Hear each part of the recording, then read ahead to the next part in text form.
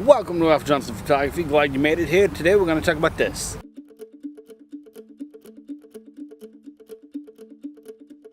Yes, that's right. We're going to talk about the eclipse and everything. Yeah, I had a lot of people actually requesting me to do a tutorial on how to do the eclipse.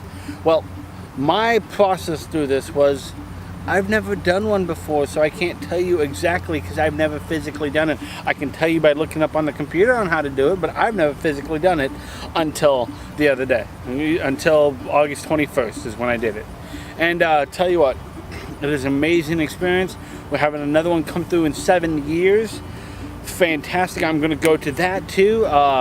Anyways, I happen to be lucky enough this time around that I didn't have to drive very far to go to the path of totality. So I was 100%, and like you see these shots that I'm showing you throughout this whole thing, okay? Yeah, I mean, okay, great. Now with this actually, you know, the solar eclipse and everything, okay? All you have to do is have a long lens, a tripod, a solar filter, and know your camera, okay? During the eclipse itself, before totality, and after totality in this case, but during the actual moon coming in front of the sun and leaving in front of the sun, you need a solar filter on your camera. If not, you will burn directly through your lens into your sensor and your camera will be useless for you from then on, okay? It is never a wise idea to point your camera directly at the sun. Now granted, we do get the sun in some shots when we do our stuff, you know, like shooting landscapes and stuff like that.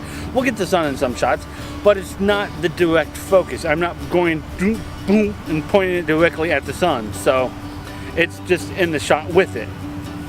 It may add for some flares or something like that. So when you're pointing your camera directly at the sun, you need a solar filter, okay? There's many places where you can buy them. If you want to do the actual eclipse and everything, I strongly suggest that you buy your solar filter at least 6 months in advance. The reason why is because after 6 months they start jacking up that price. So to get the best deal, buy it 6 months in advance. I'll buy it now. I mean, I'll put a link in the description below if you just want to buy one now.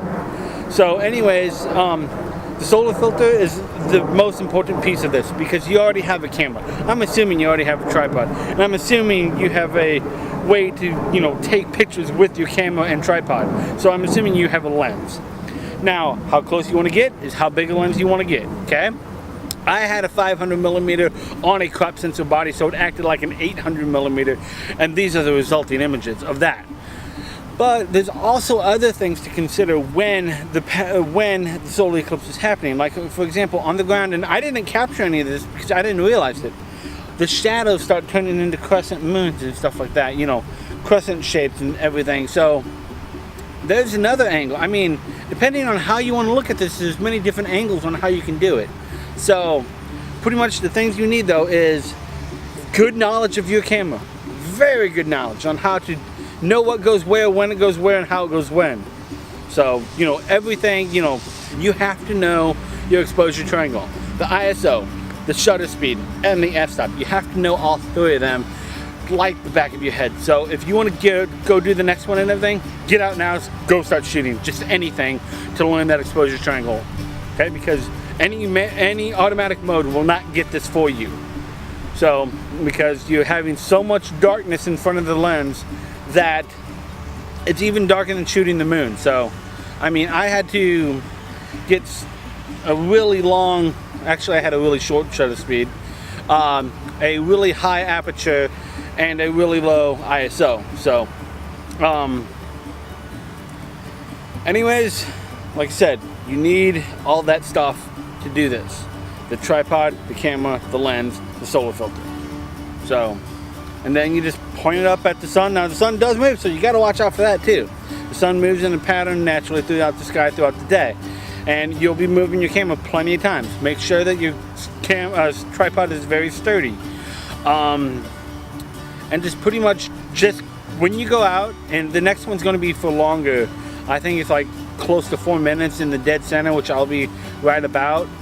Go out, stop taking pictures too. Take some photos, yes. Take some photos of it and everything so you can show your friends and whoever you want to show them to, put them on websites, whatever. Do that, but take a moment to actually realize it with your own two eyes yourself, that you're looking directly at the sun. The moon's in front of it, but you're looking directly at it, and you can see the ring of fire and stuff like that and everything. So anyways, if you guys go out and shoot the eclipse and everything next time, I want to see your pictures. If you shot it this time, I want to see your pictures. So send me a link to where I can look at them also in the comments below. And if you like the stuff, great. I appreciate that you guys like this, and I'll be doing more stuff like this in the coming weeks. So.